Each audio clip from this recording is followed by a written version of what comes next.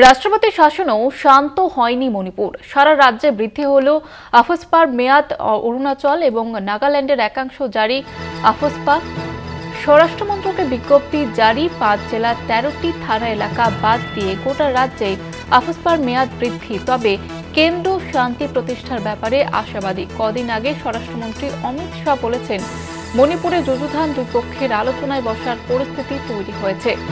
অরুণাচল, নাগাল্যান্ড একাংশে জারি আফস্পা এবং স্বরাষ্ট্র মন্ত্রকের তরফ থেকে এই বিজ্ঞপ্তি জারি করা হয়েছে।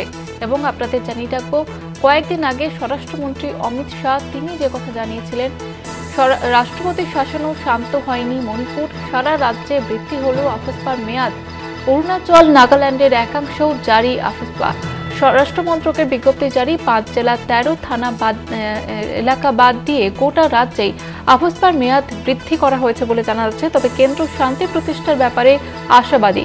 কদিন আগে স্বরাষ্ট্রমন্ত্রী অমিত শাহ তিনি জানিয়েছেন, মণিপুরে যুযুধান দুপক্ষের আলোচনায় বসার পরিস্থিতি তৈরি হয়েছে। অমিত শাহ তিনি জানিয়েছিলেন মণিপুরে যুযুধান দুপক্ষের আলোচনা বসার জন্য। তবে কেন্দ্র শান্তি প্রতিষ্ঠার ব্যাপারে এখনো পর্যন্ত আশাবাদী রয়েছেন এমনটাই জানা যাচ্ছে। আপনাদের জানিয়ে রাখবো, মণিপুরে এখনো পর্যন্ত শান্তি ফিরে আসেনি। এখনো পর্যন্ত শান্ত হয়নি মণিপুর। এ বিষয়ে বিস্তারিতভাবে কথা বলবো। আমাদের পলিটিক্যাল এডিটর আশিস চট্টোপাধ্যায় রয়েছেন টেলিফোন লাইনে। আশিস দা, ঠিক কি জানা যাচ্ছে বিষয়ে?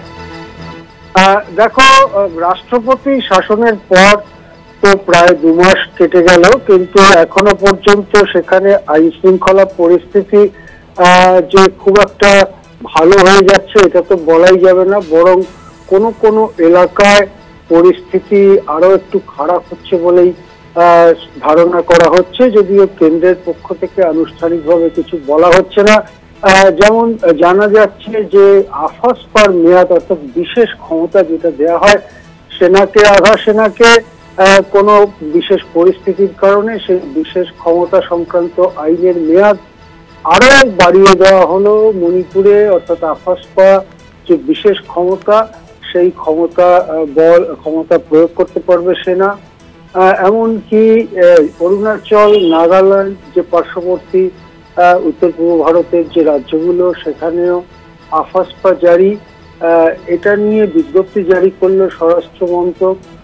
৫টা জেলার ১৩টি থানা এলাকা বাদ দিয়ে গোটা রাজ্যেই আফস্পার মেয়াদ বৃদ্ধি হলো। এসবের থেকে বোঝা যায় যে মণিপুরে খবর হয়তো খুব একটা বাইরে বেরোচ্ছে না, কিন্তু শান্তি প্রতিষ্ঠার ব্যাপারে কেন্দ্র যে উদ্যোগ নিচ্ছে তাতে এখনো সব যুযুধান পক্ষ একমত হচ্ছে না, বা নিজেদের মধ্যে লড়াই এখনো চলছে। এটা খুবই উদ্বেগজনক ব্যাপার, বিশেষ করে এইরকম সীমান্তবর্তী একটি রাজ্যে। তবে ২ দিন আগে একটি সাক্ষাৎকারে অমিত শাহ বলেছেন যে মণিপুরে যুযুধান দুপক্ষের মধ্যে আলোচনায় বসার পরিস্থিতি তৈরি হচ্ছে এবং কেন্দ্র শান্তি অবিলম্বে প্রতিষ্ঠার ব্যাপারে আশাবাদী। এই আশাবাদের কথা স্বরাষ্ট্রমন্ত্রী শুনিয়েছেন। আমরাও চাইব মণিপুরে শান্তি ফিরে আসুক, কিন্তু এখনো পর্যন্ত শান্তি অধরা এটাই মনে হচ্ছে। হ্যাঁ, ধন্যবাদ জানাবো আশিস দা। আমাদের পলিটিক্যাল এডিটর আশিস চট্টোপাধ্যায় ছিলেন আমাদের সঙ্গে টেলিফোন লাইনে।